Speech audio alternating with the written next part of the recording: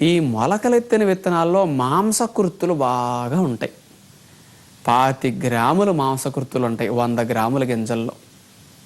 అన్ని గింజల్లోనూ 22, 23, 24, 25 గ్రాములు సుమారుగా మాంసకృత్తులు ఉంటాయి. ఇప్పుడు రకాలన్నిట్లో ఈ మొలకెత్తిన విత్తనాల్లో కొవ్వు పదార్థాలు కూడా ఉంటాయి బాగా. ఈ మాంసకృత్తులు, కొవ్వు పదార్థాలు, మళ్ళీ మొలకలెత్తిన విత్తనాల్లో పీచు పదార్థాలు చాలా ఎక్కువ ఉంటాయి. మీకు ఇంకోటి తెలుసో లేదో, ఈ సృష్టిలో ఉన్న ఆహార పదార్థాల్లో మనకన్నిట్లో చూస్తే పీచు పదార్థాలు కూడా బాగా ఎక్కువ ఉన్నాయి గింజల్లో. మళ్ళీ అందుకే ఇటు పీచు పదార్థాలు, మాంసకృతులు, కొవ్వులతో కలిసి పిండి పదార్థాలు ఉంటాయి మొలకల్లో. పిండి పదార్థాలు పైన ఉండవండి, గింజల లోపల ఉంటాయి. పై భాగం గింజ పేడును చూసారా, అక్కడ పీచు పదార్థాలు, మాంసకృతులు, కొవ్వు పదార్థాలు ఉంటాయి. అందుకని మనం తిన్నాం, పై బొరలు మెల్లమెల్లగా అరిగిన తర్వాత కానీ లోపల ఉన్న పిండి పదార్థాలు జీర్ణం కావు. ఈ చక్కెర పదార్థాలు ఈ మొలకలెత్తిన విత్తనాలు తిన్న 2 గంటల నుంచి స్టార్ట్ అవుతాయి.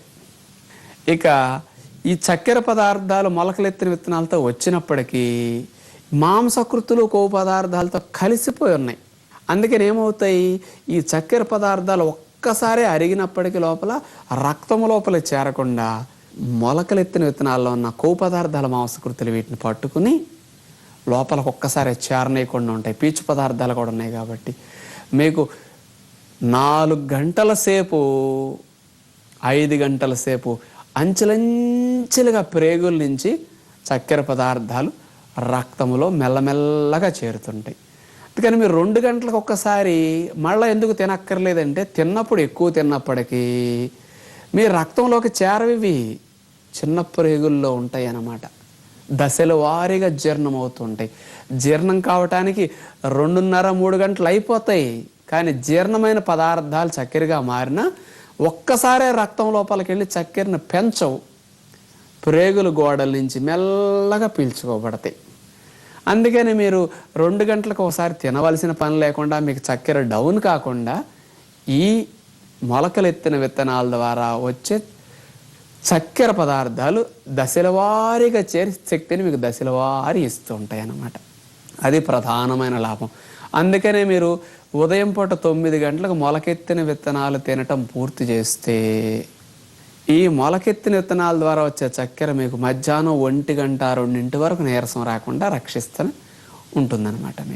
మీరు 11 గంటలకి కాఫీ తాగటమో, టీ తాగటమో, ఏదన్నా సాల్ట్ బిస్కెట్లు తినటమో ఇట్లాంటివి ఏమీ మీరు చెయ్యక్కర్లేదన్నమాట.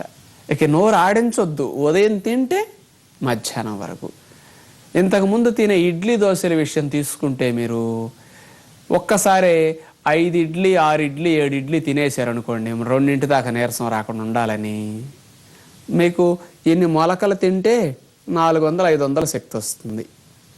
మొలకలు కొంచెం దానిమ్మకాయలు అట్లా తీసుకుంటే 400 శక్తి వచ్చింది. 400 శక్తి రావాలంటే ఈ సైజు ఇడ్లీలు అయితే 7-8 తినాలి మీరు, కనీసం 7 ఇడ్లీ అన్నా. మరి షుగర్ పేషెంట్లు అంతా తింటారా? 3 ఇడ్లీ, 4 ఇడ్లీ. కావాలంటే మళ్ళీ 11ంటికి 12ంటికి ఇంకోటేదో తింటారు. ఈ ఇడ్లీలు త్వరగా అరిగిపోతాయి, ఒక్కసారే చేరిపోతాయి. దాన్ని నియంత్రించడానికి మన శరీరం వేరే రకంగా ప్లాన్ చేస్తుంది, మళ్ళా శక్తి ఉండదు ఇక. అందుకని మీరు 11-12ంటికి మళ్ళీ ఏదో తిన్నారు అంటే మీరు ఆహార పదార్థాలను మార్చుకోవటంలా ఇలాంటి పద్ధతి మార్చుకున్నారు. నేనేమన్నాను, ప్రతి 2 గంటలకు ఒకసారి తింటామంటే పెద్ద పని, టైం వేస్ట్, సంతృప్తి ఉండదు. తినేటప్పుడు అర్ధాకలతో లెగాలి. ఇంకా 2 ఇడ్లీ తింటే బాగుండని పొట్ట అంటా ఉంటుంది, అమ్మో రక్తంలో చక్కెర పెరిగిపోతుంది, భయపడుతూ తినాలి మీరు. వాటిని తగ్గించి లెగాలి.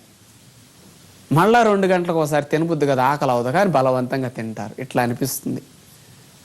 అందుకని రక్తంలో చక్కెర ఒక్కసారే పెరుగుతుంది, మళ్ళా చక్కెర ఉండదు. అందుకని డౌన్ అయిపోతుంది. కాబట్టి మీకు నీరసం రాకుండా మీరు ఎక్కువ చక్కెర అవుతుందని మాత్ర వేస్తారు, అది డౌన్ చేసేస్తుంది. మళ్ళీ 2 గంటలకు ఒకసారి తినకపోతే మీకు తేడాలు వస్తుంటాయి.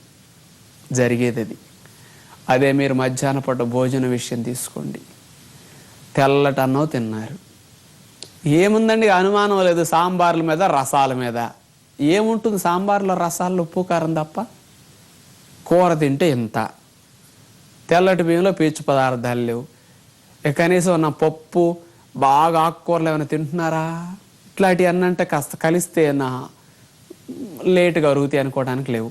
అందుకని పచ్చడి, అన్నము, సాంబార్లు, రసాలు ఇలాంటివి తినేస్తుంటారు. కూర తింటే కొంచెం తింటారు. దానితో అన్నం ద్వారా వచ్చిన పిండి పదార్థాలు, మీరు ఒకేసారి అన్నం ఎక్కువ తింటే మళ్ళా రక్తంలో చక్కెర పెరుగుతుందని అక్కడ అన్నం తగ్గించి తింటారు. అయినా సరే పిండి పదార్థాలు ఒక్కసారే జీర్ణం అయిపోయి రక్తంలో చక్కెర పెంచేస్తాయి. అందుకని మళ్ళీ 4ంటికి మీకేదో నీరసం రాకుండా ఇంకో స్నాక్స్ తీసుకోమంటున్నారు. మనం ఎట్లా మార్చాం? ఇక్కడ అన్ని రకాల గింజలు కలిపి పిండి పట్టించింది, దాంతో పుల్కాలన్నం. పీచు పదార్థాలు బాగా ఉంటాయి. వీటిలో మాంసకృతులు ఉన్నాయి, కొవ్వు పదార్థాలు ఉన్నాయి, ఎక్కడా పాలిష్ పట్టలేదు. వీటిని మెంతికూర ఏమన్నాం. మళ్ళీ అందులో మెంతికూరతో కలిసి ఉన్నందువల్ల కూడా త్వరగా అరగవు పుల్కాలు, మెల్లగా అరుగుతుంటాయి. ఆకుకూర ఉంది కాబట్టి. కూరలు కూడా లేత రకం దొరికితే తొక్క తీయొద్దన్నాం. మళ్ళా కూరలు కూడా ఎక్కువ తినమన్నాం. మనకు గంటకు 120, 130 క్యాలరీలు, 150 లోపే ఖర్చు ఉద్యోగ వ్యాపారాలు కూర్చుని చేసేవాళ్ళకి. మరి ఇట్లా 4-5 గంటలు పని చేసుకోవాలి మీరు, మధ్యాహ్నం భోజనం దగ్గర నుంచి మళ్ళీ డిన్నర్ తినేలోపు. ఈ 4-5 గంటలకు కావాల్సిన శక్తి 700 క్యాలరీలు, 600 క్యాలరీలు చక్కగా మనకు వచ్చేస్తున్నది దీని ద్వారా. అంటే రక్తంలో చక్కెర ఒకేసారి పెరగకుండా నియంత్రించే పీచు పదార్థాలు ఇందులో ఉన్నాయి. మాంసకృతులు కొవ్వులతో కలిసి ఉన్నాయి మళ్ళీ ఇక్కడ. అందుకని అరగటానికి త్వరగా అరిగిపోతాయి, కానీ రక్తంలో చక్కెర అట్లా దశల వారీగా చేరుతూ ఉంటుందన్నమాట. ఇలాంటి ఆరోగ్యకరమైన ప్రకృతి సిద్ధమైన ఆహార పదార్థాలు తినేటప్పుడు ప్రతి 2 గంటలకు ఒకసారి మీరు తినవలసిన పని లేదు.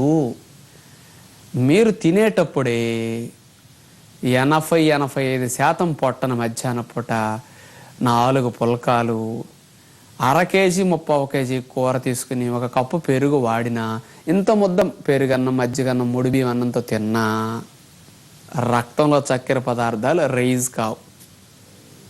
అంత న్యాచురల్ కంట్రోల్ ఉంటుంది వీటిలో. అందుకని ఇలాంటి ఆహారాలు కంట్రోల్ చేసే వాటిని మనం పాలిష్ పట్టేసి తొక్కలు బాగా చెక్కేసేసి కూర కొంచెం తిన్నందువల్ల కంట్రోలింగ్ సిస్టమ్ లేదు, రక్తంలో చక్కెర పెరిగిపోయింది ఇన్ని రోజులుగా.